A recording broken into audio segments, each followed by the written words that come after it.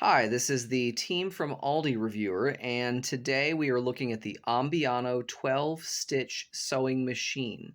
This is an Aldi find, which means it's only in stores for a limited time. At the time of this post, it is $39.99, and of course, once it's gone, it is gone. And we're looking today at kind of what features it's got and how it compares against some other sewing machines. And to do that, we're bringing in one of our staff members, Megan, who has worked with a number of sewing machines, including this one now. And so she's going to talk us through some of the things that we need to know about it and how it compares to some other sewing machines. So Megan, for starters, can you maybe walk us through, there's obviously some buttons and stuff going on here. Can you kind of point us through some of the basic features of this specific sewing machine? Let's start with that. So, obviously, it's advertised as a 12 stitch sewing machine, and so you have the 12 stitches that you can choose from on the side. And then this is the dial that you turn to get to whatever stitch that you want to do. And then another big feature that I find really important is the back stitch to secure your stitches at the ends, and that's down here. This is not my favorite back stitch. I feel like it's a little bit, it's hard to keep it aligned when you're sewing, but it's there. Okay, and there's a pedal too, right? Yes. Okay, we've got that plugged in. And what other? I see some buttons here, obviously. Most people familiar with these are going to know what you're dealing with here, but point them out real quick if you could point out some of the other adjustments that you can make on this one. So one of the most important things that I haven't discovered until fairly recently is the thread tension on the side. And this determines how tight the thread is, and if you don't have it set correctly, it can cause the fabric to bunch or the stitches won't be secure. So that's one thing that it's good to always know about before sewing. Okay, good to know.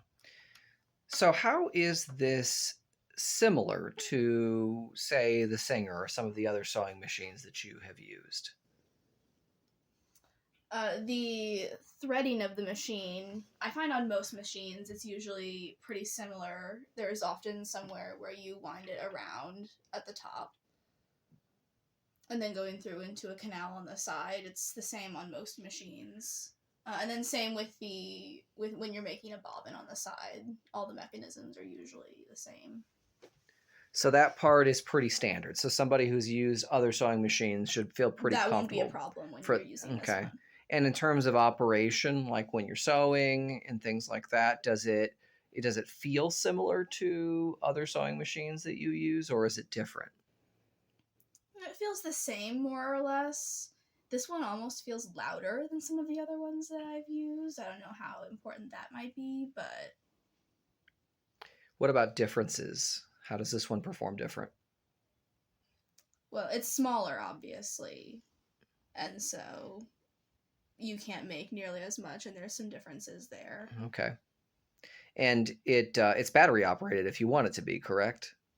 Yeah, so it's portable, and so if you didn't have an outlet to plug it into, you can take batteries that come with the sewing machine, and you can switch it to low or high, and it'll automatically sew. Okay.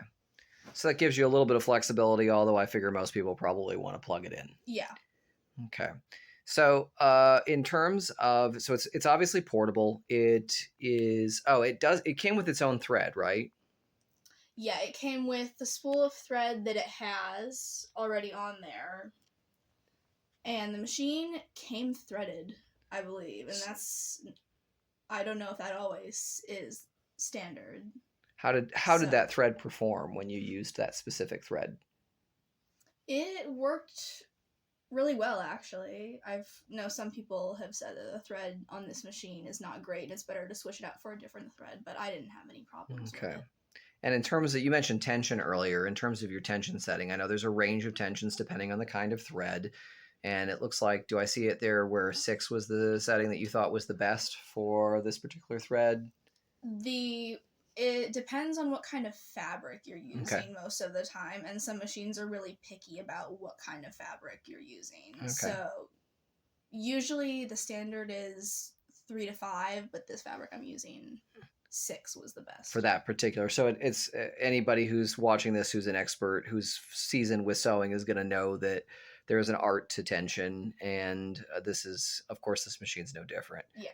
So you were going to maybe demonstrate a little bit. You've got some fabric, so go ahead and kind of show Yes. this thing in action a little bit. We'll see how it performs. Obviously, if there are problems, then hey, it's going to come out. But if it works well, then that's going to come out too. So show us a little bit of sewing here in action. So before I do, I also want to point out another pretty significant difference from the other two machines that I've used. The bobbin, it's up here inside, directly underneath the needle. Most of the time, it's down here, and you put it in vertically, but that's not the case with this one. So I just thought that would be something to point out as well. Yeah, probably something that was necessary for it to be as compact as it is, I'm guessing. Yeah, I don't know if there would be enough room down Sure. below. Sure. Okay, show us what it's got. So the presser foot lever is on the side underneath, and it's not in the back. Normally it's on the back, but you have to reach underneath here.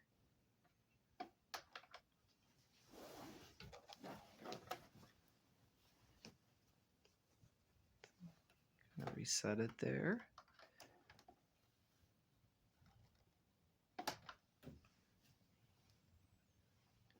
And this is just a standard stitch.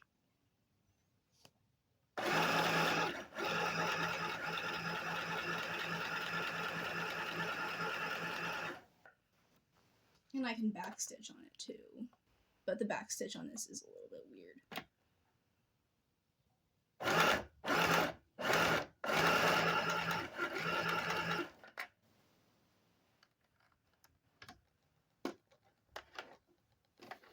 Get a bit of a look.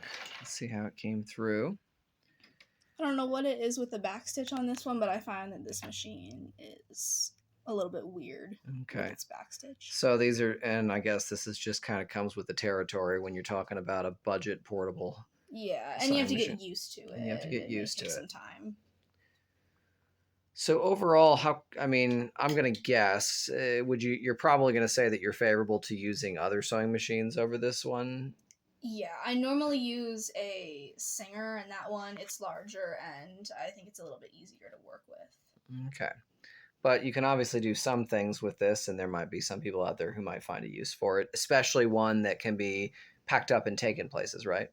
Yeah, and I would say this is a good starter machine, because if you're new to sewing, it's a basic machine. There aren't any super intricate features, and it's also affordable. So if you find that sewing is not your thing, you didn't spend over $100 on a machine. That's a really good point. This is a not a bad machine if you're looking to maybe kind of ply the trade, try it out.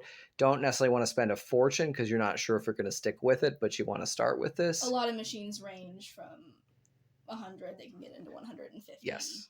Somewhere there. And this one is backed by a 3-year warranty, so there is a little bit of peace of mind there if there are problems. So this is the Ambiano 12-stitch sewing machine. It's a portable model, and again, you can find it in your Aldi store while supplies last.